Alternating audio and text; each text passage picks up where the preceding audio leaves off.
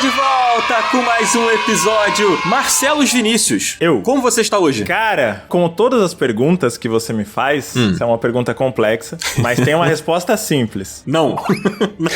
Eu poderia estar melhor, mas é fato que eu poderia estar pior, porque essa é a primeira gravação do Up com o Brasil ganhador do Oscar. Olha só, é verdade. Pois, Abuzeta, solta aí os fogos de artifício digitais para a nossa alegria. Para a nossa, né? Para a nossa alegria. Nossa. No momento que a gente tá gravando isso, é a quinta-feira depois da quarta-feira de cinzas. Então estamos só o restolho do carnaval. Acho que o nome quarta-feira de cinzas, ele é muito simbólico, né? Porque realmente restou só o pó da galera. Mas estamos aí, o ano vai começar agora e o Up vem forte aí pra mais um ciclo. Eu fui passar o carnaval na casa da minha mãe. Na verdade, eu passei parte aqui na minha casa com alguns amigos e parte na casa da minha mãe. E aí eu cheguei na quarta-feira de manhã aqui, né, pronto pra começar a trabalhar com todo o ódio no peito. E aí eu entrei no elevador, entrou um cara comigo, assim, um cara bastante bronzeado e com muita purpurina. Uma vibe do tipo, acabei de voltar do carnaval de ontem. E aí ele falou assim... O ano começa agora, né? Aí oba! Aí ele vai, falou, boa tarde, opa, falou. Enfim, foi esse um encontro casual que aconteceu na quarta-feira, mas assim como o carnaval, estamos com uma convidada aqui que também traz alegria, que também traz o amor nos corações das pessoas, que é a nossa querida Jessie, que tem tempo que não volta aqui, Jessie. Muito bem-vinda. Faz tempo. Obrigado por topar aparecer aqui mais uma vez com a gente. Como você tá? Tô bem, e você, gente? Como é que vocês estão? Eu tô daquele jeito, né? Mas o que importa é como você tá. Como você tá? Conta pra gente. Tô bem. Passei o carnaval em casa, tranquila. Eu recentemente fiz uma cirurgia, coloquei silicone, e aí agora eu passei o carnaval, o quê? Sentado no sofá jogando videogame. Caramba, a peituda gamer, então. Exato. E como você tá? Você tá bem? Você recuperou bem? Tudo certo? Tô bem, sim. Hoje já tá tudo certo, já tirei o ponto, agora é só aproveitar. Poxa, que legal. Que bom. A galera que não conhece a Jessie, por favor, fale um pouco sobre o seu trampo aí, pra quem quiser seguir você, quem quiser, não sei o que você anda fazendo no universo da internet, mas pra quem não conhece tá errado, tá? Porque os ouvintes mais antigos do Up aqui já viram a Jessie lá na Twitch jogando com a gente. Pois é. Com o Cardoso. Pô, bons tempos, né? Pois é, bons tempos. Joguei com o Cardoso, jogou Eurotruck, jogou um monte de jogo lá, jogo de corrida. E eu tinha um podcast também, que é o Dragões e Moinhos, que eu fazia com a minha esposa Amélia. A gente falava de jogos e tal. Bom, pra quem não sabe, eu sou ex-BBB, no sentido de ex-funcionário do BBB. Olha só, eu ia falar, me indica lá, só que já mudou o quadro todo de funcionários. Mudou todo mundo.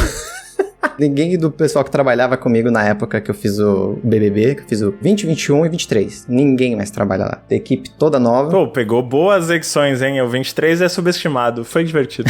Esse é o maravilhoso mercado do audiovisual, né? Sim. Assim, você tá trabalhando hoje lá, amanhã você não tá mais. E depois de amanhã também não. Gente, isso é um sinal. A Jessie é um avatar da providência cósmica de que o ano que vem eu vou estar nesse programa, hein? Olha aí, olha aí. Entendi. Faz todo sentido mesmo. E atualmente eu trabalho com shows agora. Olha só. Eu faço tanto a parte de divulgação, quanto de identidade visual e de telões de shows também. Tá rolando agora, né, que é o do Offspring, que eu trabalhei nele. E vai ter do System of a Down também, esse ano, que eu também trabalhei nele. Olha só, que coisa legal, cara. Só pedrada. É bem legal. E o podcast de vocês, ele o quê? Tá em ato ou vocês encerraram mesmo? Tá em ato, porque a gente tava com tempo de fazer e tal, e aí de repente a gente começou a trabalhar bastante, e a gente começou a ficar sem tempo pra jogar, ainda mais pra jogar as coisas num tempo legal pra poder gravar um programa, né? Então... Essa logística é complicada mesmo. Mas a digníssima da Jessie, né, a Amélia, ela trabalhou recentemente em um jogo que é o jogo que falaremos hoje aqui. Exato. Que é o Avowed, né? A Amélia trabalhou como tradutora, né? Isso. Fazendo a parte do português aí do jogo. E a gente chamou a Jessie aqui, que eu sei que é uma pessoa que gosta muito da Obsidian. Muito. E que jogou o Avowed, né? Assim como a gente aqui. Pra gente poder falar um pouquinho desse jogo que tá aí dividindo o coração das pessoas. Quando eu digo coração, entenda aí como vocês quiserem. Mas tem muita gente chateada e tem muita gente feliz. Eu acho que aqui nesse podcast talvez todos tenham ficado felizes, mas a gente vai conversar sobre essa jornada aí. O Marcelo, eu sei que fez review lá pro Jovem Nerd, então já tem um tempinho que ele finalizou o jogo. E vai ser legal, né, Marcelo, de falar sobre o Avowed aqui. Eu tava ansioso pra fazer esse programa, cara. Cara, eu também. Eu tenho a opinião impopular de que até sair, sei lá, o Mario 3D de Switch 2 ou do GTA 6, sei lá que raios, esse é o jogo mais importante do ano, porque por motivos meio esquisitos, né? Mas eu acho que ele levantou muitos debates que são muito atuais na maneira como a gente pensa em videogame, né? Tanto a questão que a gente já falou bastante na semana passada, não precisa aprofundar muito nela, né? Mas a questão de woke, lacração, etc. Sim. Quanto a questão que eu acho que vai ser mais importante pra gente hoje, que é o que faz um jogo ser bom ou não. E eu acho que o Avowed, ele tá no centro desses dois debates de um jeito muito, muito certeiro. Porque quem acha ele ruim levanta argumentos que são totalmente incompatíveis com a visão de quem acha ele bom. E vice-versa. Então parece que ele é o exemplo perfeito pra gente, sei lá, estabelecer uma visão do que a gente procura em videogame. Não sei se vocês ficaram com essa sensação, mas as reclamações principais que eu vi sobre o Avowed são coisas que eu penso, tipo, cara, e daí? Cara, eu acho muito interessante uma frase que você falou agora no final. Assim, não que eu não acho interessante tudo que você falou, mas destacando uma frase aqui que você comentou, claro, que você disse sobre o que a gente espera de videogame. E eu acho que o Avowed, ele reforça muito um debate sobre expectativas em relação ao videogame. Sim. Porque muito do que alimenta essas críticas, e é interessante a gente ressaltar que as críticas não são críticas pontuais, não são críticas serenas, são críticas de ódio, né? Assim, as pessoas, elas amam amar esse jogo. Ou, digo, amam odiar esse jogo. Eu amo amar também, mas enfim, há quem não goste, né? Então eu acho que é interessante esse gatilho aí que o Marcelo puxou, mas vamos pedir pro Zabuzeta soltar aquela musiquinha. Que música você quer, Jesse, pra poder marcar aqui a nossa fantástica transição, pra gente poder entrar no jogo? O que você quiser, não precisa ter relação com a Valve de novo, fica à vontade, você é convidada. Porra, aí fodeu. Não tava esperando. Aquela do Roupa Nova, né? Vai essa então, vai aquela da Roupa Nova. Eu não sei qual é. Eu também não. O Zabuzeta vai decidir qual que é aquela do Roupa Nova. A que mais combina com a Valve, eu acho que é a viagem, de um jeito bem direto, assim. Como é que é a viagem, Marcelo? Canta um pedacinho pra mim aí. Pô, eu vou chorar se eu cantar, hein? Calma. E... Podcast é emoção também. Na escuridão o teu olhar me iluminava e minha estrela guia era o teu riso. Eu não sei se nessa música a pessoa morreu e é um lance meio Ghost, ou se ela é só muito poética pra falar que essas duas pessoas estão longe uma da outra. Mas, de acordo com a TV Globo, que fez uma novela chamada A Viagem, a pessoa morreu, porque a viagem era sobre o pós-vida, né? A Viagem é aquela novela da Serena, que era aquela menina índia que renasce? Quê? Ah, não, essa é Alma Gêmea, confundi.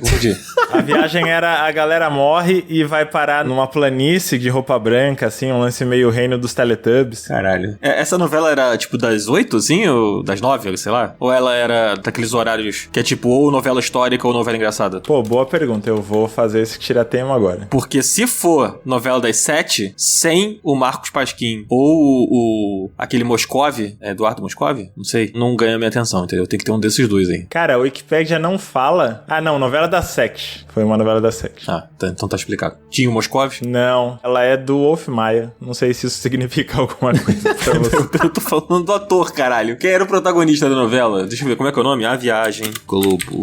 Tinha o Miguel Falabella. E tinha o Maurício Matar. Sim, Antônio Fagundes. Pô, Fagundes. Ela é antiga, essa novela. É de 94, não é? Uhum. Tá aqui, ó. A novela A Viagem completa 30 anos. Ano passado, isso. Caramba, Maurício Matar. Cristiane Torlone. Por onde andas? Cristiane Torlone no papel de mocinha, né, aqui. Pra variar. Caramba. Então é isso. Incrível. Tá aí. Você quer entender a Valve? Assista primeiro A Viagem. Isso. Não precisa jogar Pillars. Você assiste A Viagem primeiro. Mas vamos lá, corta aí, Zé, você tá chamando. Nem sei se a música do Roupa Nova toca nessa novela. Toca, ô Marcelo? É literalmente a abertura. Então pronto, toca a abertura de A Viagem. Então tá bom. Fantástico.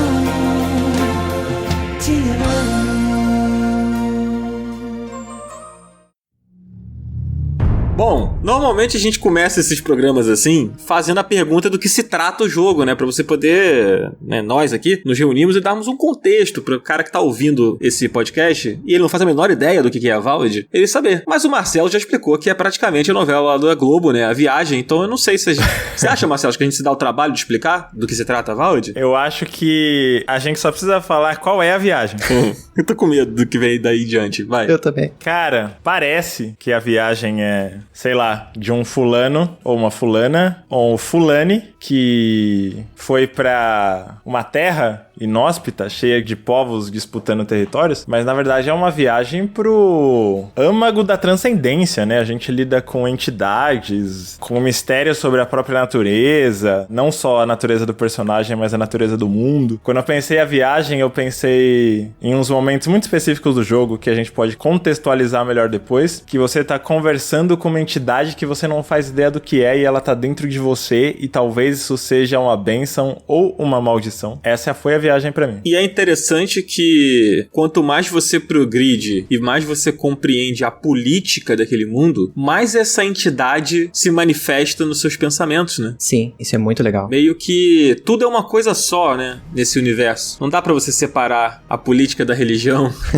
nesse jogo. É tudo uma coisa só. Interessante isso. Acho que vale dar uma sinopse padrão de toda forma. Bom, o Avowed, pra quem não tá ligado, né, ele é o novo jogo da Obsidian. É a Obsidian que foi comprada aí, né, pelo Xbox, assim como metade do planeta. Sim. E esse é o primeiro jogo publicado aí, desenvolvido, né, pela Obsidian e publicado pelo Xbox Studios desde a compra dos caras aí, pela Microsoft. O Grounded não chegou a ser? O Grounded, ele foi antes da aquisição. Ah, foi antes. É. Que nem o Outer Worlds também, né? Isso, exatamente. E o Grounded, ele era um exclusivo, né? É como se a exclusividade tivesse sido comprada ali, né? Sim. Aí depois ele acabou saindo em outras plataformas, mas ainda assim a Obsidian não fez o jogo sob o domínio do Xbox, vamos chamar dessa forma, assim. Assim como o Pillars, né? O Eternity e tal. Que inclusive é o Avowed, esse RPG em primeira pessoa, mas que também tem a opção de você mudar a perspectiva, assim como alguns outros jogos, principalmente da Bethesda, né? Que costumam fazer essa jogada, né? De você poder escolher a perspectiva que você quer jogar, mas ele é um jogo claramente pensado para jogar em primeira pessoa. Sim. Num universo fantasioso, um universo com muita política, com muito cuidado, muito esmero, né, em contar suas histórias, em contar suas raízes ali. E esse universo onde o jogo se passa é o mesmo do Pillars of Eternity, né, que tem o 1 e o 2, que foram desenvolvidos pela mesma equipe, mas são jogos diferentes, né? São jogos isométricos, com uma perspectiva, com uma gameplay em um ritmo diferente do Avowed, que é um jogo com mais foco em exploração, em diálogos, escolhas e tudo mais. E aí você cria o seu personagem, como o Marcelo já meio que explicou, assim, e aí você vai ver essa aventura aí, né? Aquela coisa do cara chegando num lugar sem saber muito bem o que se trata, sem saber muito bem quem ele é, e as coisas partem mais ou menos daí. E aí entra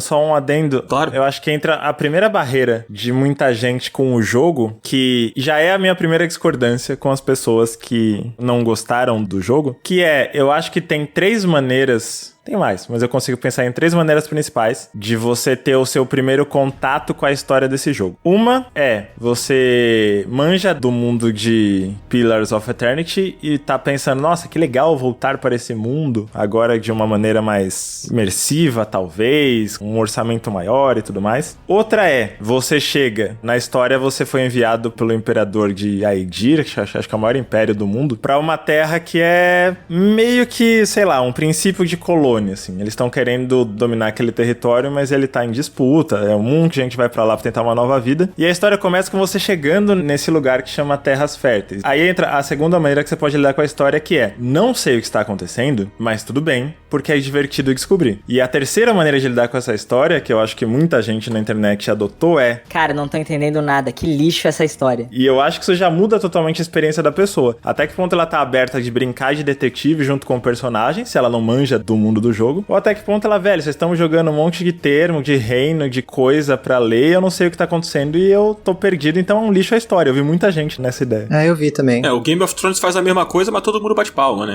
Então, enfim. Mas, Jesse, não sei se você jogou os 2 Pillars. Então, eu sou o segundo caso aí que o Marcelo falou, porque eu não joguei o Pillars 1, eu joguei algumas horas, acho que umas 10 horas do Pillars 2, tanto é que, tipo assim, eu fui jogar o Pillars 2 sem saber nada do Pillars 1. Então, no começo do jogo, quando você tá falando com aquela deusa lá, que eu não lembro o nome, e aí ela pergunta, né, se você quer voltar, porque é o mundo de Eora, né, que é esse o nome do mundo, né? Isso. O mundo de Eora, ele tem o ciclo que as pessoas, elas reencarnam, né? É, o Leme, né? É, no Leme. E os deuses controlam quem vai, né? E aí, no momento lá, quando eu tô no além, por assim dizer, no começo do Pillars 2, a deusa pergunta se eu quero voltar pra continuar minha missão e tal. Tem que voltar, mas eu vou estar ligada a ela, sabe? Eu vou estar ligada a essa deusa. E aí eu falei, não. Aí, tá bom. Aí eu não voltei a vida e subi os créditos da minha frente.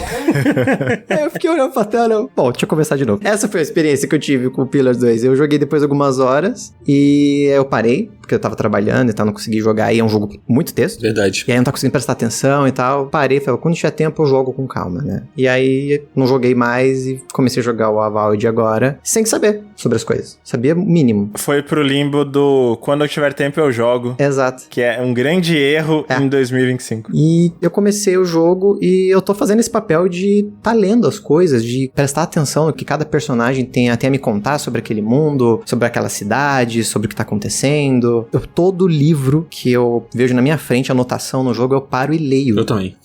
Porque é muito gostoso de ler nesse jogo. Eu sinto que eu tô lendo um livro. E aí, palmas pra tradução da Amélia também, Exato. porque tá incrível. É verdade. Cara, uma coisa muito legal é que essa coisa de ter os livros contando as histórias não é uma coisa exclusiva do Avowed, né? Você vê muito isso, é bem comum, assim, RPG e tal. Mas uma coisa que eu acho legal é que o Avowed, ele não tem apenas relatos, né? Não é tipo, você pega e ele te dá um contexto sobre uma história, sobre um acontecimento, sobre, sei lá, nesse lugar viveu uma pessoa que era rei, sei lá o quê. Não Sim. é só isso. Ele tem poemas, ele tem sonetos. Sim. E coisas que, tipo assim, ajudam também você a entender um pouco mais da mitologia desse mundo, um pouco mais da história daquele mundo, né? Eu me lembro uma que eu achei muito legal, que era tipo um poema, um conto, falando sobre 3 deuses conversando numa floresta, assim. Esse é muito legal. Caraca, esse é muito foda. maneiro. Eles meio que ficam tentando decidir o que fazer ali e tal. É do gato, não é? Que tá vindo o sol e aí o deus tá brincando com a luz do sol e o gato fica perseguindo. Ah, é isso mesmo. Isso, exato.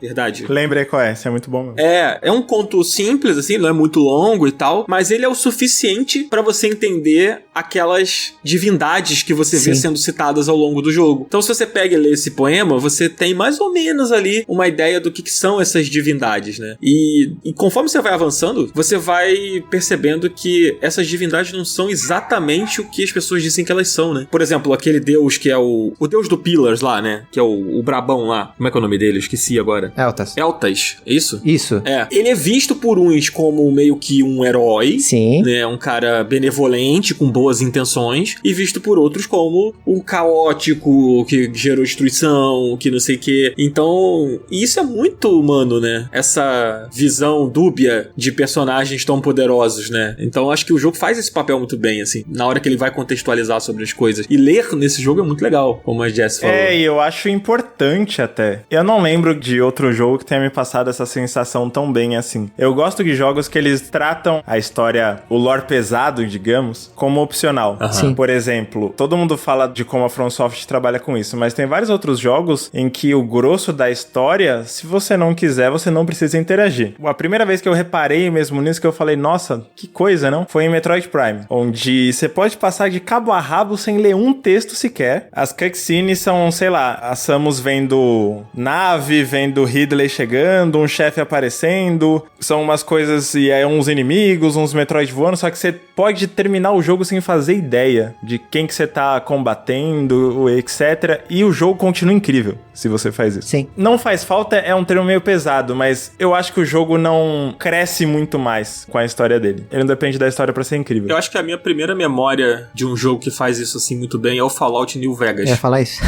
Ele tem muito essa coisa da história não contada, mas que se você buscar, você vai saber sobre, né? Sim. O New Vegas e o 3 também. O 3 eu não joguei. O 3 também tem bastante, tipo, você tá lendo, você sabe que o mundo acabou e tal, mas se você parar pra ler, você começa a descobrir o que aconteceu na guerra, que ano que foi, quando as bombas caíram, por que teve a guerra, e aí você vai aprendendo lendo naqueles computadores, né? Qual que eu acho que é a grande sacada de Avowed? Por que bateu diferente pra mim? Porque eu não acho ler no jogo só uma questão de, sei lá, interesse e curiosidade por aquele mundo. Eu acho que ler te dá subsídio, te dá referência pra tomar decisões no jogo. Verdade. Sim. É como se você estivesse upando o seu personagem em um status que não é numérico, que é o quanto você sabe, o quanto você tem de informação daquele mundo. Eu acho que a grande sacada é que você não é um personagem X que você cria e ele é jogado como um Zé Ninguém que vai subindo socialmente. Você já começa num status diplomático muito pica. Exato, e você é uma deidade, né? Então... E você tá lá em nome do imperador.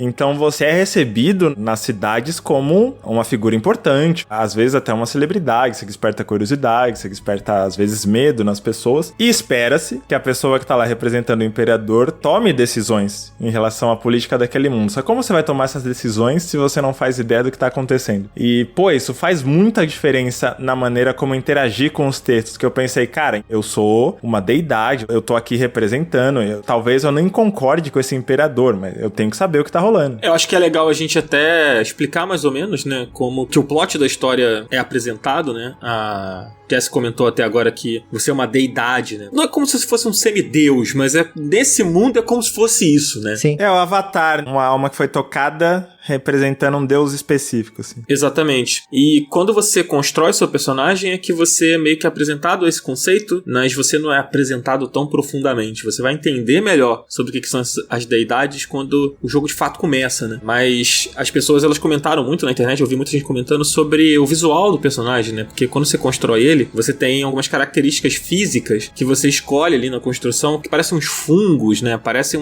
uns galhos, uma coisa meio da natureza ali na pele do personagem, né? No rosto dele e tal. E isso são características, né? São traços físicos do seu personagem que refletem que você foi tocado por algum deus, né? E de alguma maneira aquilo se manifestou no seu corpo. No momento que você cria o personagem, você pode escolher o quanto você quer essa parada, ou que estilo que você gosta mais, né? Inclusive, eu recomendo muito a galera que tá ouvindo aí, que vai começar ainda o jogo, dá uma olhadinha no Reddit, cara, porque tem umas postagens lá da galera compartilhando os personagens. Cara, tem uns personagens tão maneiros. Impressionante, assim. Eu vi umas dessas... Não é threads o nome, né? É tipo fórum, sei lá, da galera compartilhando os personagens, assim. E eu vi e falei, caralho, meu personagem é tão escroto.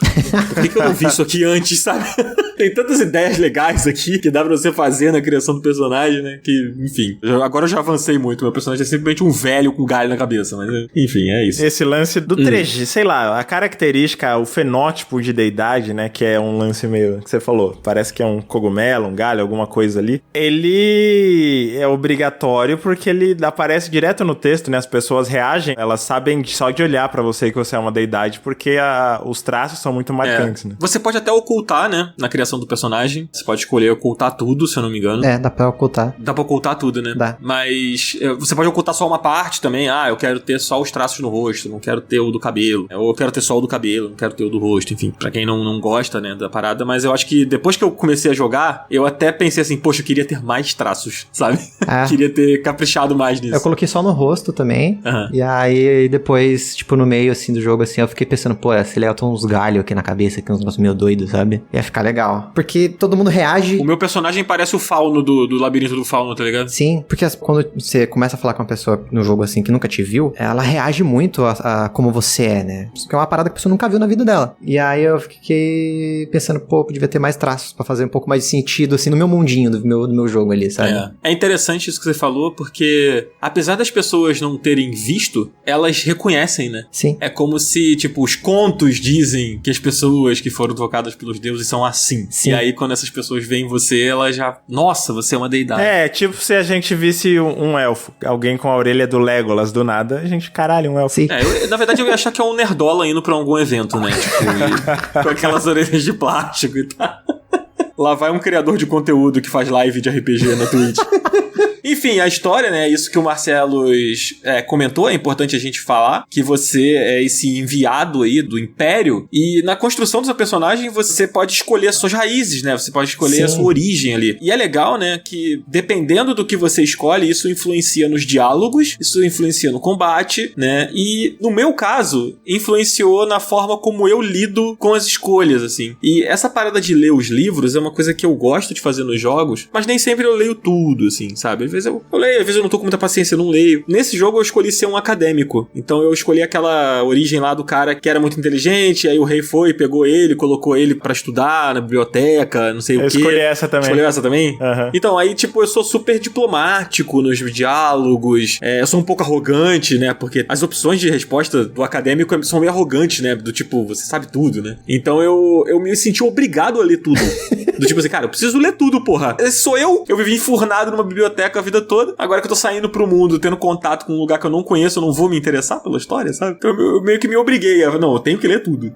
Foda-se. Cara, esse é o ponto que eu comecei a sacar. Já, sei lá, primeiras 2-3 horas. Foi o ponto que eu comecei a sacar que eu tava realmente gostando do jogo. Foi o fato de eu realmente ter entrado no roleplay da coisa. Sim. De eu estar atuando como o personagem que eu criei. Não porque, sei lá, eu decidi que eu vou, mas porque quando eu vi, eu já me sentia parte daquele mundo. Além de me sentir, eu queria fazer parte daquele mundo. Eu queria interagir com aquela história. Eu queria influenciar de alguma maneira o rumo daquelas coisas. E o jogo é muito sutil na maneira como ele te faz entrar nesse mundo. Porque se você entra de má vontade, no começo você não entende nada e você só vai, sei lá, vendo a galera falando grego. Mas se você tem o mínimo de investimento pra sacar as coisas, quando você vê, você já foi puxado pra atuar como o personagem. E é muito raro eu fazer isso. Tipo, o Skyrim não me fez fazer isso. Na maioria dos jogos eu sou só, sei lá, eu mesmo dando espadada nos outros. E aqui eu realmente sentia que eu era aquele boneco que eu queria. É, um jogo que eu acho que ele faz isso muito bem é o Red Dead Redemption, né? Sim. Se você entra na história de peito aberto, Marcelo gosta muito desse termo, você acaba sendo meio que conquistado pelo Arthur Morgan, né? Que é o protagonista. E quando você percebe, você não é mais você jogando. Você é o Arthur Morgan. Até que chega um ponto que ele é um personagem honrado e tal, né? Ele tem um traço muito forte disso nele, né? De ser um cara honrado e tudo mais. E você se sente mal em, sei lá, fazer igual você faz no GTA, que, foda-se, vou sair atropelando todo mundo, vou sair aqui matando todo mundo. Porque não parece que é uma coisa que o Arthur faria, sabe? Só que o Arthur Morgan, ele é um personagem pré-construído. Ele tem a história dele, conforme você avança, o jogo vai dando mais, como se fossem apêndices dessa história do Arthur. E no Avowed não. No Avowed você cria o seu personagem ali. E ele é meio que uma folha com um cabeçalho e o resto você que vai escrever conforme você vai jogando. Jess, você sentiu jogando que isso que o Marcelo falou, de você entrar no roleplay, de você sentir que você faz parte daquele mundo, assim. Que esse jogo tem muitas decisões, né? A história Sim. é muito sobre você também. Você conseguiu se sentir parte disso? Você sentiu que você realmente tinha o controle do personagem? Ou você acha que há um limite, assim, dentro do jogo pra isso? Sim. Eu senti isso porque meu histórico, por exemplo, eu escolhi o Herói de Guerra, né? Esse como é que é o Herói de Guerra? O Herói de Guerra, você se destacou no campo de batalha lutando contra uma violenta revolta skynita. Você é o brabo, né? Tipo isso. É. E aí todas as opções de diálogo é muito, tipo, sobre meio que meter a porrada em todo mundo. Eu não tenho muito que dialogar com as pessoas. Então, eu tenho muitas opções de ameaçar, de querer cair pro soco, chamar de covarde, sabe? Pra mim, eu entrei nesse roleplay, tipo, tanto é que eu passei, sei lá, nas primeiras 5 horas do jogo usando só um martelo de 2 mãos, sabe? 2 mãos não, 2 mãos. Porque eu falei assim, eu vou entrar nesse personagem. Pra mim, não tinha muita conversa, sabe? Não sei o que lá, tá bom, foda-se, te mato, sabe? Então, tô indo mais por esse caminho, assim, e pra mim eu sinto que eu tô nesse controle. Tanto é que eu fiz merda no meu jogo já. Você fez merda? Eu fiz merda. Eu perdi um monte de quest. Caraca, que fantástico. É muito interessante, né, como é diferente. Eu e o Marcelo, a gente foi pro caminho totalmente oposto. E é engraçado Sim. porque a opção da violência sempre aparece, né? Em algum momento ela aparece, assim. Só que não tem nada a ver com o meu personagem isso, sabe? Então, o meu tem tudo a ver. Pois é. O meu personagem eu uso magia. Então eu sou aquele cara, né? O mago velho que, sei lá, quer conversar. Sim. E aí eu não consigo me sentir confortável em, tipo, quer saber? Foda-se, vou descer a porrada em você aqui, sabe? Tipo, não sei como é que é pro Marcelo, mas pra mim tem sido bem assim. Eu faço meio a meio, mas às vezes eu tô indo, sei lá, alguém fala, resolve essa situação desses contrabandistas que estão impressionando, eles estão em ponto X. E aí eu vou já na pegada de vou descer a lenha nesses arrombados. E quando você chega lá e tem a opção de conversar, e você vê que, sei lá, eles têm algum contexto próprio, alguma questão ali que eles estão lidando, que eles estão dispostos a resolver sem violência, quando eu vejo, eu viro, sei lá, um cara que aplaude o pôr do sol no arpoador, assim. Vamos viver o que há pra viver e tal. E não era a minha intenção no começo. O texto do jogo me faz ver valor nisso. Isso eu acho muito louco. Você se transforma no Dr. Fred Nicásio. Mas uma coisa que aconteceu comigo, não sei se vocês fizeram ou se vocês lembram dessa quest. Tem uma quest que é na primeira área do jogo, né? Que você tem tipo uns contrabandistas que estão numa ilha. E aí você vai lá pra recuperar uma pedra preciosa, um carregamento de pedra preciosa pra um cara que te contrata e tal. E aí quando você chega lá e você conversa com os caras, você percebe que eles, tipo, eles fizeram uma merda e perderam o carregamento. Só que, tipo, a liberdade deles dependia disso, então eles foram lá e roubaram essas pedras preciosas de um outro lugar. E aí o exército local lá quer pegar de volta o que eles roubaram, né? Quando você conversa com os caras, você percebe, mano, eles roubaram porque eles iam morrer. Eles iam se fuder se eles não tivessem pegado. Aí tem a opção de você, tipo, descer o cacete neles e foda-se, vou pegar o que vocês roubaram, porque vocês são bandidos, vocês são contrabandistas, né? Ou você tem a opção de ajudar eles. Eu optei por ajudar eles, não sei vocês. Eu também. Quando você opta por ajudar eles, você pega o carregamento, porque você tem a opção de negociar com a mulher que tá, tipo, querendo pegar eles na porrada lá e prender eles e tal. E aí tem a opção de eu pegar o carregamento e nem ir falar com ela. Porque, inicialmente, eu fui contratado por um outro cara que queria que eu pegasse esse carregamento. Então eu posso, tipo, roubar o carregamento, deixar os piratas lá, os contrabandistas na merda, deixar a mulher resolver o jeito dela e foda-se, se eu quisesse, né? Quando eu vi que tinha essa opção, eu fiquei, caraca, É mó e legal. agora? Será que eu faço isso? Tipo, será que eu roubo as paradas e só resolvo a minha quest inicial, que foi o motivo de eu ter vindo aqui, sabe? Então meio que uma quest leva pra outra, que leva pra outra, sabe? Sem querer, assim. Do ponto de vista puramente videogame, o ideal é você levar o carregamento pro cara que te contratou, porque ele vai usar aquilo e ele vai te dar uma recompensa depois. Só que, Sim. aí entra a magia da coisa. Você vai dormir pensando, cara, o bagulho tava na minha mão, agora aqueles caras vão morrer porque eles não entregaram a encomenda e eu tenho um item mais legal. É isso que eu quero pra minha vida? Foi pra isso que meus pais me criaram? Só que, quando eu fui falar com a mulher pra miar a treta e os caras ficarem em paz com cada um na sua, eu falei, porra, e qual que é o item que eu ia ganhar? Será que minha build tá pior por causa disso? Você conseguiu resolver essa quest na paz? Aham. Caralho! Mas você negociou com ela? Aham, negociei com ela. Caralho! Ela falou que ia deixar os caras de boa. Aí eu voltei pra falar com o comerciante. Ele falou, se a carregamento se perder, então se perdeu, foda-se. Falei, vou tocar minha vida e não ganhei recompensa nenhuma por isso. Nada de bom aconteceu, além dos caras terem ficado vivos. Cara, comigo eu descia o cacete, né, mulher? Eu também. Eu fui lá falar com ela, pra ver qual é que era, né? Ela foi super grossa comigo, eu já parti pra porrada E foda-se. E foda-se. Tá pensando que tá falando com quem? A gente pegou uma quest que nem é das mais complexas do jogo, e eu acho que quem tá ouvindo, que não sabe muito bem como a Vault funciona, já teve um gostinho de como ele trabalha bem, não só a construção de mundo, mas os dilemas morais acima de tudo, né? E detalhe, essa quest, sabe aquelas quests de RPG, quando você tá começando o jogo, e aí tem um NPC que fala com você assim, Poxa vida, eu estava na estrada e perdi o meu sapato. Você poderia ir lá pegar pra mim? aí você vai, pega e ganha 10 reais. Sabe? É tipo isso. É esse tipo de quest, só que os caras transformam numa parada de várias camadas. E detalhe, existe uma outra opção que eu não falei. Você poderia simplesmente pegar o carregamento pra você. E não entregar nem pra mulher, nem pro maluco que te deu a quest inicial e ficar com as pedras pra você. Sim. Tipo, foda-se. Se você quisesse. Se eu não me engano, o carregamento é daquela... Acho que é a Adra, desperta, eu acho, se não me engano. Que Dá pra você usar pra forjar arma, né? Pra upar arma, né? Pois é. Já que a gente tá nesse mérito de dilemas morais, eu queria falar uma parada sobre as terras férteis, mas pra isso é bom a gente dar um contexto sobre o que você vai fazer lá, né? Porque tem a parada da praga dos sonhos e tudo mais. Sim, a gente pulou. Só isso aí que a gente pulou pra poder... A gente se empolgou, né? A gente foi falar de outras coisas, mas tudo bem. Lança aí, Marcelo. Você que é o homem, o mago das palavras. Bom, eu falei mais cedo no episódio, né? Você é um enviado do Império e você vai pra essa ilha, podemos dizer assim. É um mini continente que chama Terras Férteis. Tem esse nome porque a natureza lá é muito abundante, é muito esplendorosa. Só que ela parece estar tomando vida própria e dominando algumas regiões e seres vivos no que eles chamam de Praga dos Sonhos, que um jeito bem tosco de resumir é tipo um The Last of Us medieval. Ele se manifesta normalmente como fungos mesmo, né? E você vê transformações físicas por quem é tomado por essas pragas, a consciência da pessoa vai ficando cada vez mais tomada por essa coisa, essa sabedoria que é a Praga dos Sonhos, que é o mistério principal do jogo, né? Que raios é isso? E você, como uma deidade de uma entidade que você mesmo não sabe quem é, mas que tá ligada com as Terras Férteis, você vai pra lá pra tentar achar uma solução para a Praga dos Sonhos. Eu só acho que é legal acrescentar que tem sim a questão da mudança física, mas é interessante que existem os sintomas, né? Tipo, assim como você deu o exemplo do The Last of Us, né?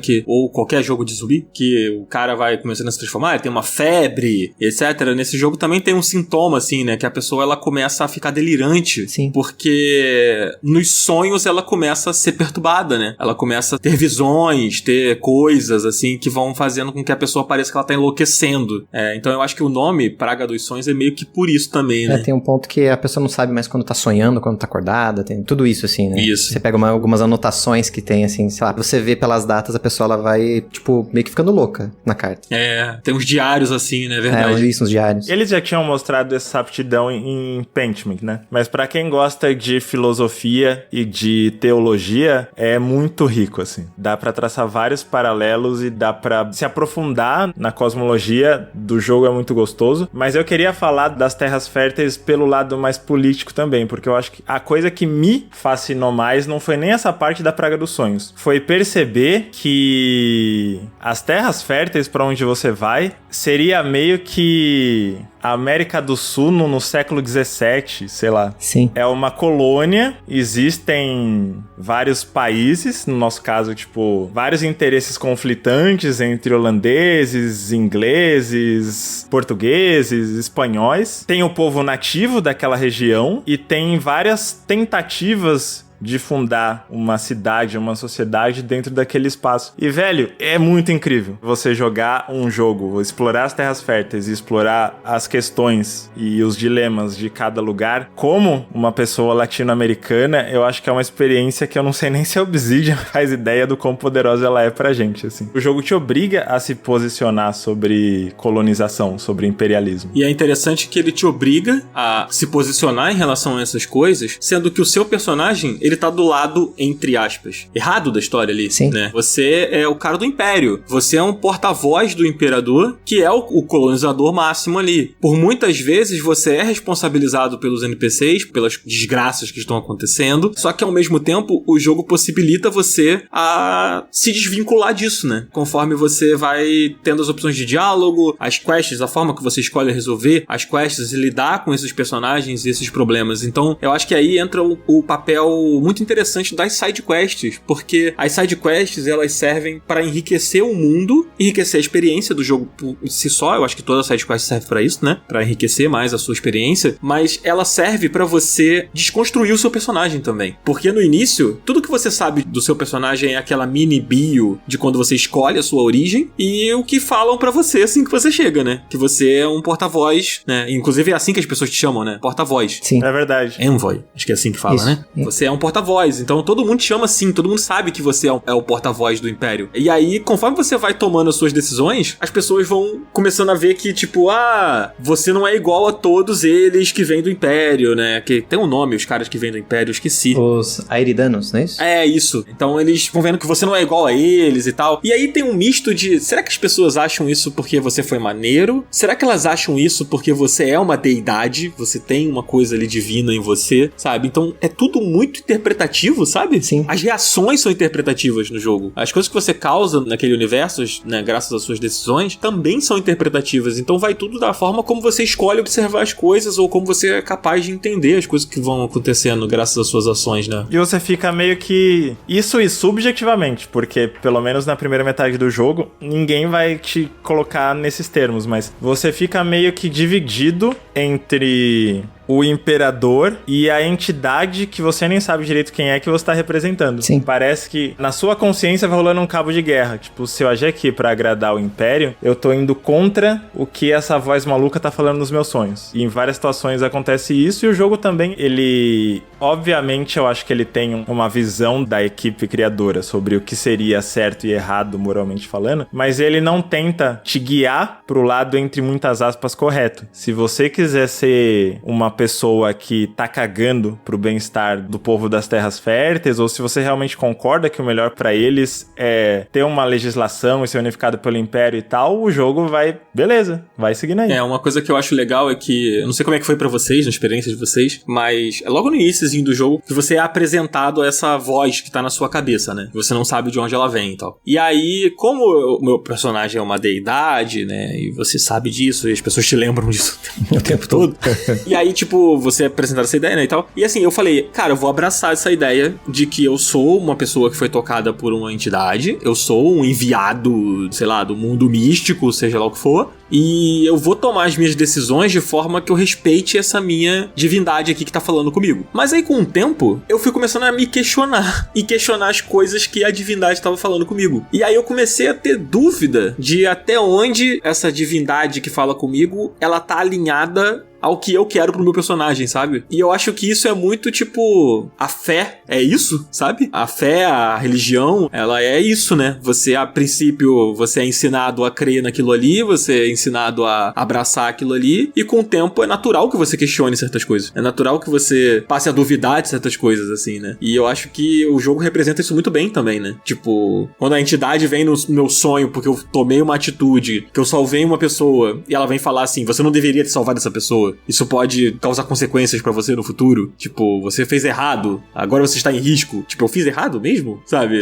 Eu acho que não. Isso. Sabe? E é muito legal essa coisa, né? Não sei como é que foi pra você, Jess, se tem rolado, né, esses momentos, assim. Rolou comigo porque eu, no começo, tava tentando ser meio neutra com essa divindade na minha cabeça, né? Uhum. E aí, depois eu comecei a aceitar um pouco mais, até que eu fiz aquela quest que você postou, que você vai atrás lá do... É a quest do Sargamis, né? Isso, do Sargamis. Que eu achei, inclusive, que é muito legal, que o Sargamis é dublado pelo Matthew Mercer, do Critical Role. Ele dublou alguma coisa do Mass Effect, não dublou? Eu sei que o dublador do Kai é o mesmo dublador do Garrus, do Mass Effect. Ah, tá, então eu tô confundindo. É por isso que todo mundo ficou horny por esse personagem.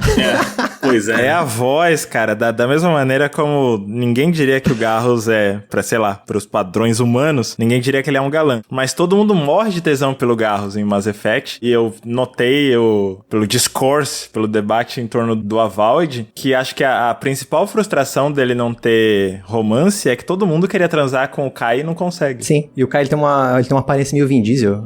E uma gola V que deixa Sim. o peitoral escamoso à mostra. É muito bom. Eu acho que ele seria muito bem interpretado pelo Marcos Pasquim. Fato. Numa versão brasileira aqui, tipo, um remake de A Viagem influenciado por Avowed, sabe?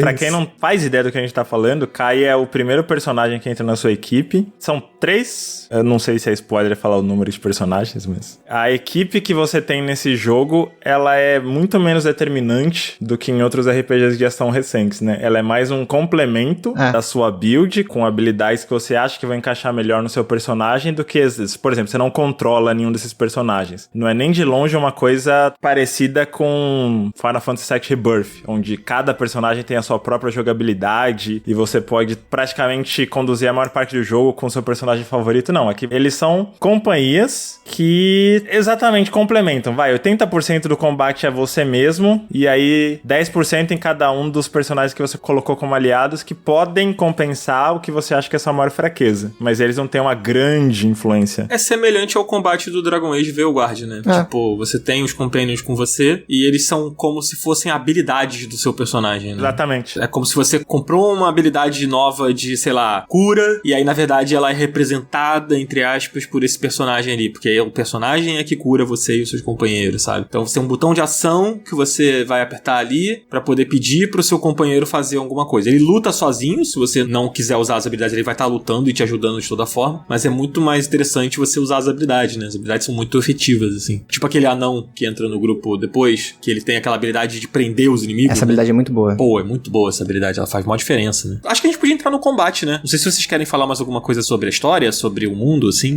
Eu pelo menos não. Não, só ia terminar a parte que eu tava falando lá da quest. Que eu não terminei. Do Sargamis, né? Então, voltando lá, né, eu fui fazer aquela quest do Sargamis, que é uma quest muito bonita, o visual ali, tudo é excelente. É inacreditável aquele lugar. Será que entra spoiler aqui? O que vocês acham? Falar sobre essa quest. Se não, eu falo depois quando a gente for falar dos causos. A gente pode deixar pro final. Tá que bom. A gente bota um alerta de spoiler, porque eu ia falar dessa quest também. Então quando você for falar dessa quest, aí eu falo. A gente pode guardar ela um pouquinho, assim, pro final. Fechou, então. Mais Pode fácil. ser? Melhor. Então tá bom. Então vamos falar um pouco sobre o combate. A gente meio que já introduziu aqui, né, a funcionalidade dos seus companions e tudo mais, mas o combate é um pouco mais do que isso, né? Assim, vocês curtiram o combate? Você gostou dele, ô Jess? Cara, eu gostei muito mais do que eu imaginava que ia gostar. É mesmo?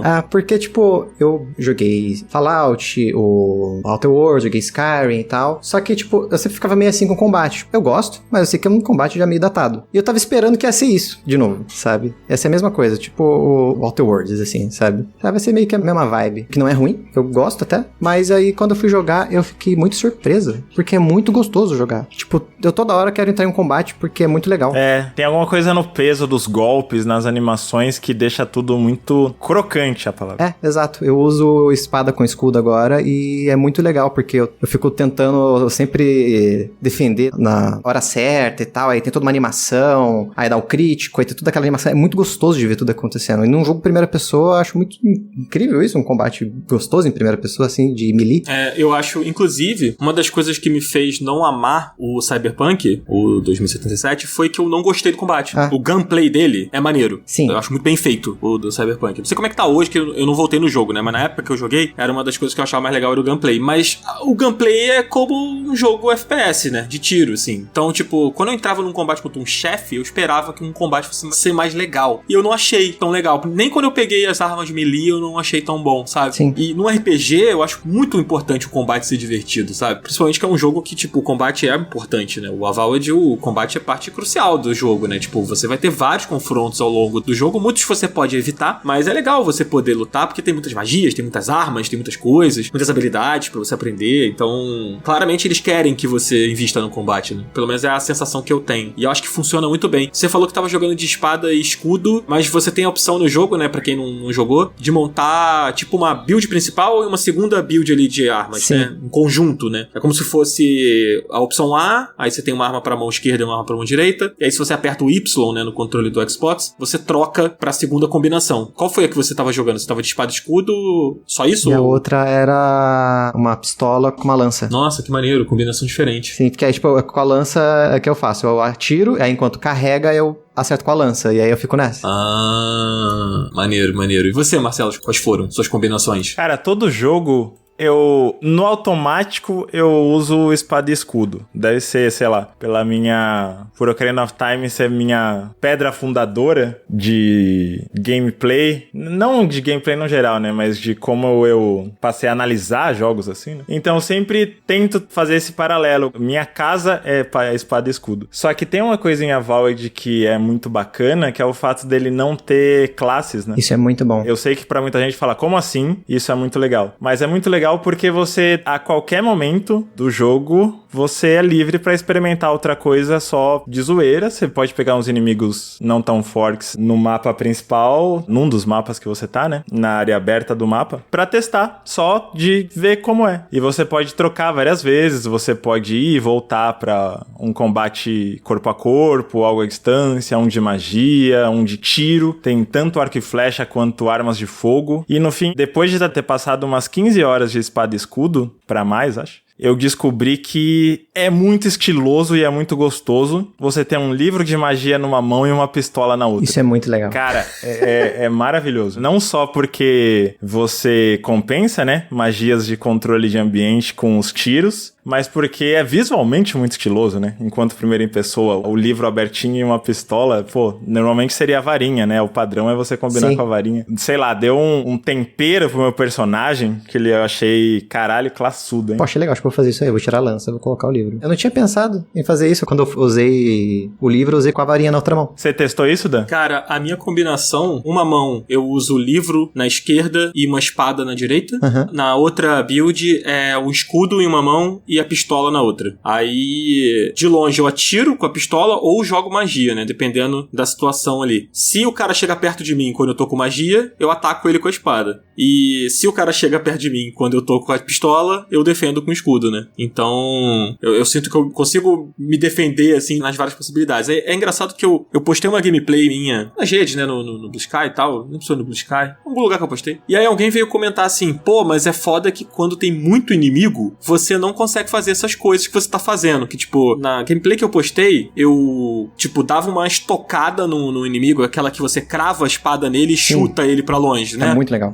Eu fazia isso e jogava ele longe. Aí eu usava a habilidade do Companion de prender ele com aquelas raízes, né? Daquele anão. E aí eu me afastava e dava um tiro nele concentrado. Porque a pistola tem isso, né? Tem um tiro concentrado, que é maravilhoso quando você acerta, assim. Muito legal. E depois ele vinha na minha direção, me chutava longe. Aí eu levantava, dava um parry com o escudo, atirava na cabeça dele, trocava pra espada. Eu fiz tudo isso em alguns segundos, assim. É muito legal. E tipo assim, realmente, tinham outros inimigos me atrapalhando ali e tal, só que, cara, quando você domina essa coisa de trocar a build das armas, saber qual é a magia pra você usar, porque, tipo, tem uma magia que você usa que fica uma aura de gelo em volta de você, e se alguém se aproxima, a pessoa fica congelada. Tem a magia de cair várias pedras de gelo, que se atingirem, congela. Tem a coisa das raízes, que o anão joga lá. lá. Cara, quando você vai aprendendo todos esses comandos, é difícil você ficar em uma situação encurralado, sabe? Tipo, você consegue sempre ter alguma opção de fugir. E isso eu acho o máximo no jogo. Tipo, nenhum combate vai ser igual se você quiser que ele não seja igual. Você pode passar o jogo inteiro jogando com a mesma arma, tudo bem. Mas se você quiser variar, se você quiser pensar estratégias diferentes de combate, você consegue também, sabe? Eu tava fazendo uma missão esses dias, que eu imagino que vocês devam ter visto, mas é uma que você tem que botar uns objetos nos túmulos pra uma mulher lá, uma quest que ela te dá assim. Sei. Aí eu não tava atrás da quest, mas eu passei por um lugar que era pra você botar um negócio no túmulo pra ela. E aí, mano, apareceram várias aparições, esqueletos, não sei o que, e eles eram muito mais fortes do que eu. E aí eu falei, fudeu, são vários. E eu consegui lidar com eles. Tipo, eu congelei, eu botei as raízes, aí eu usava o escudo, aquele escudo mágico, e aí eu atirava na cabeça. E não sei o que. Cara, no fim eu consegui derrotar todos eles, do sufoco, mas consegui. E me deu uma sensação maravilhosa de tipo, nossa, eu usei tudo que o jogo me oferece e deu certo, sabe? Nossa, você me fez lembrar de uma coisa maravilhosa. Conta aí. A primeira semana que eu tava com o jogo, acho que eu tava terminando a primeira área, eu fui pra casa do Tuba, não sei se eu já falei dele aqui no podcast. Vocês conhecem o Tuba, gente? Vocês que estão ouvindo? Não sei se vocês conhecem mesmo. E aí eu loguei meu Game Pass lá, continuei meu save da casa dele. A gente fez uma coisa que fazia muito tempo que eu não fazia, que foi passar a noite toda jogando, revezando o controle. Fantástico. Tá em extinção essa... Menos pra quem, sei lá, eu imagino que a Jess e a Amélia mantenham essa tradição viva de alguma forma. Sim, a gente faz isso. A gente joga co-op até quando joga single player. Tudo é meu marido, então. Algo a se pensar. Cara, eu acho que a gente deu aqui um bom contexto, né? Sobre o combate. Vocês querem falar mais alguma coisa sobre o combate? Sobre as mecânicas de luta? Não sei se eu deixei escapar alguma coisa. Eu citaria uma coisa, que não é necessariamente combate. Na real, não é combate, né? Eles acharam uma solução muito legal pra deixar um jogo em primeira pessoa mais vertical, que é o parkour, né? Sim. O jeito que você se agarra nas bordas pra subir, pra pular, pra explorar. Isso, além do combate em si, isso é muito bom. Explorar as áreas com elementos de plataformas, de pular, de escalar e etc. Eu achei muito satisfatório. Inclusive, eles chamam de parkour no jogo, né? É verdade. O que implica que existe a França nesse mundo. Entendi. Pô, já que o assunto é parkour, né? Então esse é o melhor Assassin's Creed que eu joguei, né? Há muito tempo, o Avowed. Mas você quer adicionar alguma coisa sobre o combate, como experiência, Jess? Não, acho que é isso mesmo. Acho que agora dá pra entrar, em exploração e tal, que já tá no parkour, né? A parte da exploração, eu acho que a gente falou um pouco, né, sobre as quests, sobre os diálogos, sobre tudo que a gente faz, mas o jogo, ele é blocado, né? Ele não é um jogo de mundo aberto, né? Sim. Ele é um jogo de áreas. Ele é dividido em áreas grandes. Isso que é uma coisa que eu achei muito legal. Cada área do jogo tem uma cultura própria ali, né? Sim. Uhum. Toda vez que você chega numa área nova, você é apresentado a personagens diferentes, a, tipo, formas de vida e rotinas e dramas e tal, que são muito característicos daquela área que você tá. Então, sei lá, se você for pegar um jogo como um Zelda, por exemplo, da vida, vai ser aquela coisa quando você chega em Rito, e aí tem os personagens ali em Rito Village que tá passando por uma treta do alimento, da neve, etc. É como se fosse isso, só que numa escala muito maior, né? Tipo, Rito é uma cidade pequena com algumas quests. A área do Avowed é uma área muito grande, com vários personagens, várias quests, várias coisas pra você explorar, né? Vocês acharam legal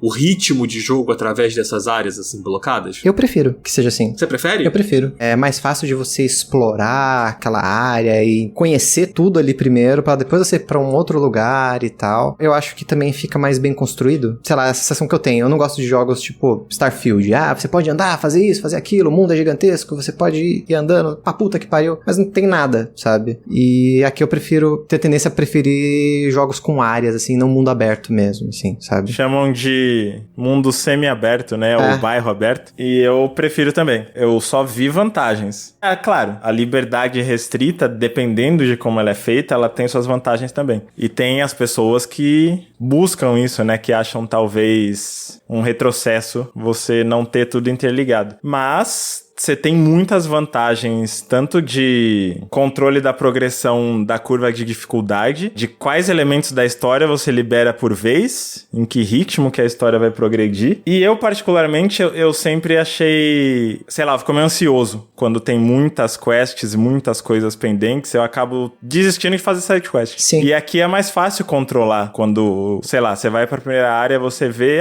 falta tal, e são uns 3 ícones no mapa. E aí você, acho que eu vou fazer. Acho que antes de ir pra próxima eu vou terminar isso aqui. E depois voltar e completar o que você não fez é muito mais fácil também, né? Porque tem essa separação entre cada região. Pra mim funcionou bem melhor. Sim, e, sei lá, eu acho muito mais interessante, sei lá, eu tô terminando a segunda área do jogo, aí tipo, tem um canto aqui que eu não vi nada do que tem aqui. Eu vou andar em linha reta aqui e ver o que tem, sabe? Aí eu exploro ali tudo, vejo o que tem, pego uns itens e tal, aí, acho que agora deu. Agora eu posso pra próxima. Porque eu também não gosto muito desse negócio de ter você abre a lista de quests do jogo e tem uma lista gigantesca de coisa pra fazer. Eu me perco quando o jogo é assim. Porque eu não sei mais o que eu tava fazendo, sabe? Tipo, eu acho que dessa maneira o jogo consegue te guiar melhor pra aquele mundo, sabe? Pra história que eles estão querendo contar. É interessante essa visão, né? Eu não sei se eu prefiro o jogo assim. Acho que talvez exista em mim, talvez em vocês, talvez em muita gente, um pouco de estafa, né? Desses jogos tão grandes, que antes era muito legal. A gente já falou muito sobre isso aqui, né, Marcelo? Em vários programas. Sobre o quanto o mundo aberto,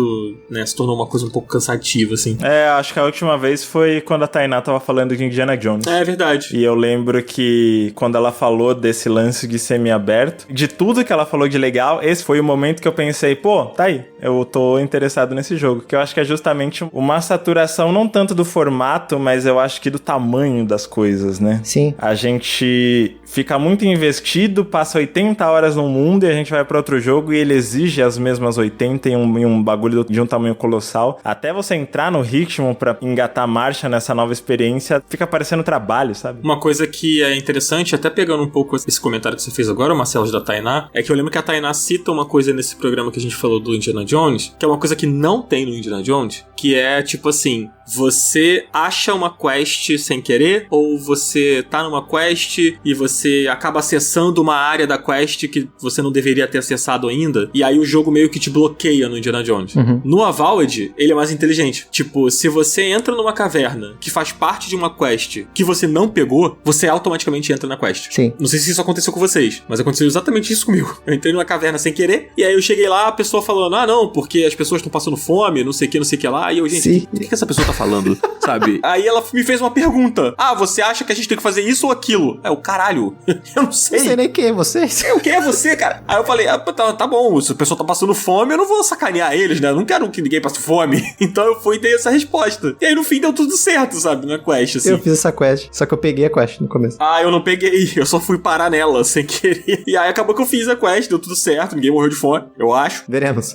Mas isso é legal, né? Porque isso passa uma impressão de que o mundo é vivo. Sim. Sabe? Tipo, aquele boneco, ele não tá parado, congelado ali, esperando você ativar um comando que vai fazer ele funcionar, sabe? Sim. Ele tá ali, vivo, independente de você. E se você chegou ali sem ter pegado a quest e tal, ele já vai sair te jogando uma informação. E foda-se se você tem base disso ou não tem, né? Isso é maneiro, né? No Star Wars aconteceu comigo isso. De chegar num lugar... Nossa, que lugar legal esse aqui. Eu vi uns personagens congelados, assim, parados. E aí eu olhei, nada acontecia, não tinha nada pra pegar e tal. Aí eu falei, foda-se, né? Cenário aleatório. 2 quests depois eu tinha que ir lá e interagir com todo mundo, sabe? Caralho, Ubisoft. Né? Mas, enfim, acho que sobre exploração é isso. Vamos falar sobre algumas quests que a gente gostou aqui. Aí eu acho que aqui a gente entra um alerta de spoiler, né? Porque a gente pode contar sobre alguma coisa aqui que talvez quem esteja ouvindo não queira saber. Então, Zabuzeta, solta aí um alerta de spoiler aí com o Coelho no Japão falando, porque é o nosso alerta de spoiler do Coelho.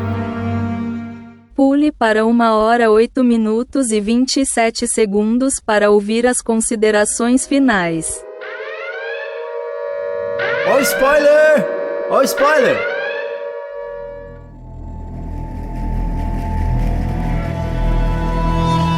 Cara, eu sei que todo mundo gosta de falar da quest dos Sargamis, porque eu acho que é a mais leve, né? Acho que é o primeiro grande impacto de side quest, porque tá no primeiro mapa. E é a mais leve de spoiler, justamente porque tá no primeiro mapa. Então eu não vou nem falar dos Sargamis, eu vou comentar uma situação que fez parte da história da campanha principal, mas eu percebi que eu fiz ela errado e eu tive que, entre aspas, burlar o jogo. Só uma pergunta, é um grande spoiler pra gente também, que não terminou? Segundo mapa. Segundo mapa... Então tá tranquilo. Tranquilo. Pode falar. Tem aquela entidade da floresta, que meio que comanda uns bichos que parecem uns entes, que são árvores, e meio que é o espírito da floresta, assim, né? E num dado momento você precisa conversar com essa entidade pra conseguir alimentar uma máquina dos... esqueci o nome. Daqueles cientistas das almas lá, que ficam... Animantes. Isso. Os animantes precisam de uma fonte de energia, porque eles são teóricos, estudiosos da alma, né? Da essência das almas. E é um chute de que aquilo pode ajudar a desvendar a praga dos sonhos. Então você tem que falar com essa entidade que tem o que é a fonte de energia deles. E, em algum momento do jogo, eu lembro vagamente, eles falam pra evitar qualquer tipo de atrito com essa entidade. E essa é uma parte do jogo que ela pode ser resolvida totalmente no stealth. É pra você chegar na entidade sem bater em nenhum dos seres da floresta dela, certo? Eu não me liguei que era isso. Eu também não. Eu fiz o caminho todo descendo além em todo mundo. Quando chegou lá,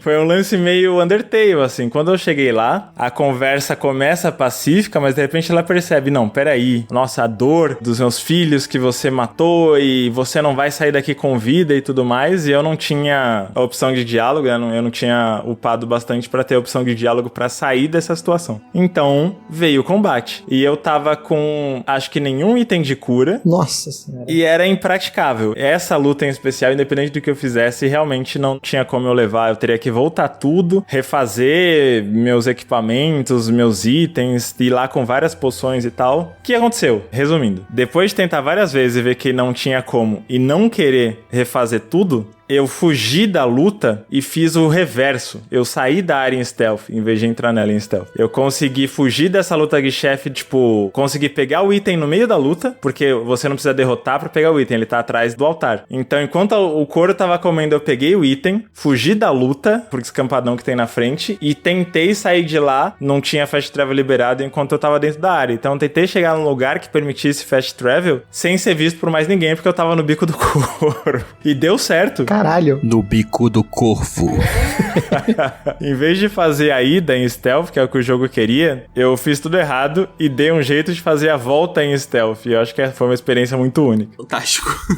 No fim deu tudo certo? Deu. Eu saí de lá com o item, eu matei metade da floresta, mas não matei a entidade em si, e o item tava comigo. E aí o jogo só seguiu. Incrível. E você, Jessica? Agora é o seu momento, né? Então, agora é o momento. É assim. Nosso momento, eu vou acabar pegando carona. Vai lá. Aquele do Sargames, eu acho que dá pra só comentar a que você contar a sua parte, porque o meu dá pra engatar com o que o Marcelo falou. Porque eu fiz essa parte do jogo, eu não saquei que tinha que fazer stealth, então eu cheguei lá batendo em todo mundo, matei a entidade e eu voltei pra entregar a parada lá pro pessoal, né? E, pô, eu tinha acabado de chegar nessa segunda área do mapa, né? Então eu peguei umas quests ali na cidade e tal, não sei o que, e eu pensei, eu vou fazer as quests assim, eu vou abrir o mapa, vou ver qual que tá mais perto e vou, né? Sem olhar muito o que tá acontecendo, né? Então eu fui lá naquele Nekuta Deck, eu acho que é isso, que é uma ilhazinha que tem no cantinho. Acho que é esse o nome. Eu não lembro o nome, mas... Então eu fui lá conversar com o pessoal e tal, não sei o que. Aí acho que são os animantes que estão lá também, se não me engano. Aí eu sei que eu fui lá, fiz toda essa quest, só que no final dessa área tem uma pedra de Adra, né? Eu conversei com a minha entidade e aí começou a falar que algo ruim estava acontecendo. E aí eu pensei,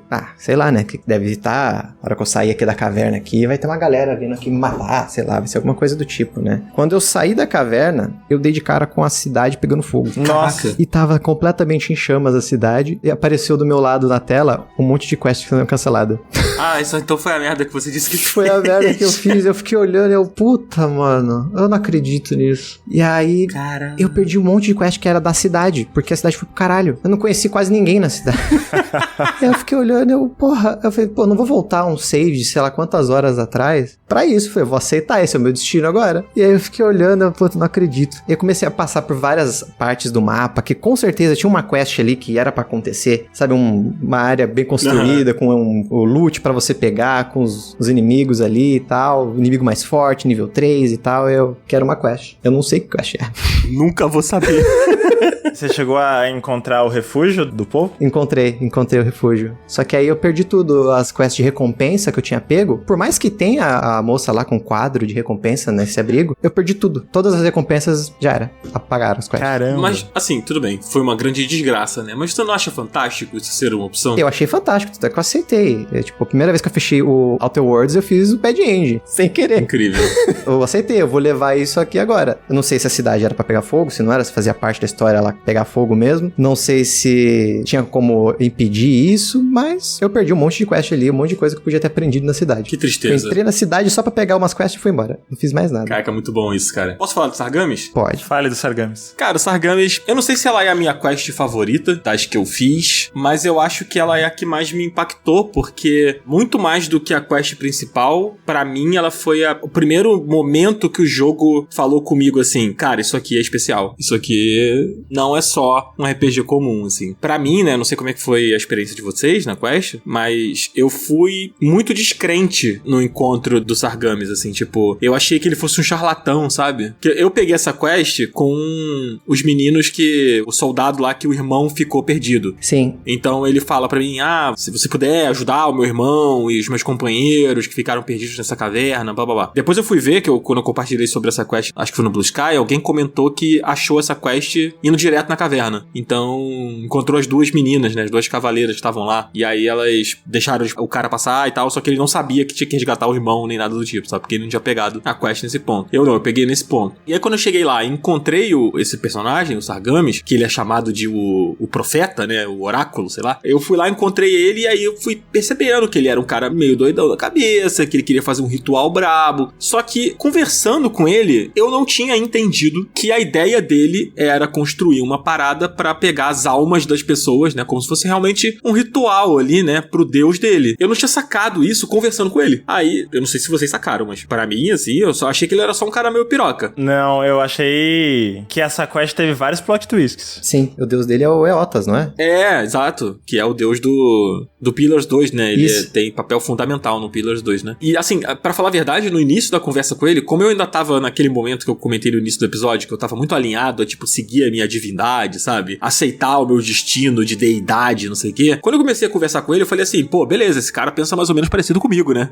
Tipo, ele tá aqui fazendo as coisas pelo deus dele, e não sei o quê, blá blá. E aí, conforme eu fui avançando na quest, eu fui lendo os documentos, vendo as coisas, e fui vendo que esse cara era meio macabro, né? E aí, quando eu percebi isso, eu, tipo, mano, e agora? Eu vou matar ele? Não vou matar ele? Enfim, só que a quest, eu não vou entrar em tantos detalhes sobre ela, até porque eu acho que estraga um pouco aqui pra quem vai jogar, né? Que, tipo, eu sei que tem gente que ouve os spoilers sem ter jogado ainda. A gente não se importa tanto, mas eu me importo por vocês, tá? Que estão ouvindo. Então, eu acho que você pode saber um pouco pra não saber tudo. Eu acho que ela acontece muito no início do jogo, né? Sim. Então, ela pode ser a sua experiência mais legal do jogo, assim, nas primeiras horas, sabe? E pra mim foi. Eu fiquei muito dividido nos diálogos, eu fiquei muito dividido no que fazer. E depois que você decide o que você vai fazer com ele, você ainda tem que lidar com a porra da voz da sua cabeça falando lá naquela pedra, porque ela te dá uma outra decisão pra você tomar, né? Que é aquela de, tipo, você vai aproveitar o que ele construiu pra sua entidade ou não. E aí você, tipo, fica na dúvida se você não tá sendo igual a ele, né? Se você não tá tomando o lugar dele, só que pra uma outra entidade, assim. Sim. Caraca, são tantos confrontos ali de decisão que essa quest me deu, que eu fiquei um tempão parado olhando pra televisão.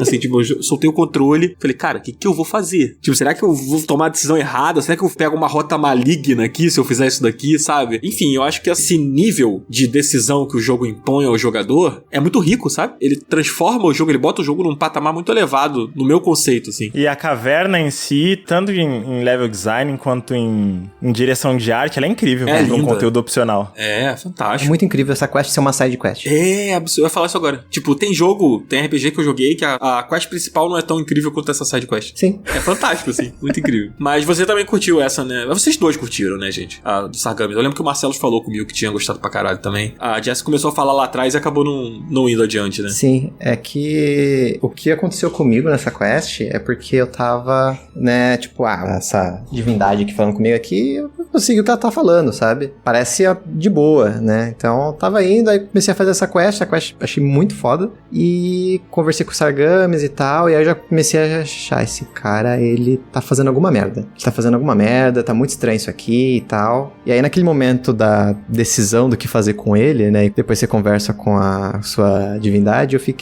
sou igual a ele. Eu fiquei um tempo parado, assim, eu, tipo, terminei toda a quest. Primeiro eu não fiquei pensando antes de fazer as coisas, eu fui fazendo coisa no impulso. A minha divindade falou pra fazer isso, vou fazer isso. Então, eu vou lá, fiz não sei o que e tal. Aí eu, pô, eu sou que nem esse cara. Eu não sou diferente dele, sabe? Que merda. Tipo assim, que merda. O que eu fiz? Eu fiquei. Ai, caralho, que bosta, mano. Que isso aqui vai ter alguma consequência no futuro do jogo? Eu não sei, eu fiquei, tipo... Será que eu fiz uma merda muito grande? Mas aí, seguindo a lógica da cidade, eu tô deixando. Se eu fiz merda, eu tô deixando acontecer. Pra ver o que acontece. Roleplay raiz. Eu acho mais legal, assim, sabe? A não ser que aconteça uma merda, tipo, sei lá, não é o caso do Avowed, sei lá, mas tem algum jogo que você tem um cachorro, o cachorro morre e não dá mais. Wasteland, por exemplo. Seu cachorro morreu, não tem mais o que fazer com o cachorro. Aí eu volto, aí não tem como. Agora, quando é assim, alguma coisa do jogo, eu prefiro deixar e ver o que acontece lá na frente. Acho divertida a experiência. Justo, justo. Perfeito.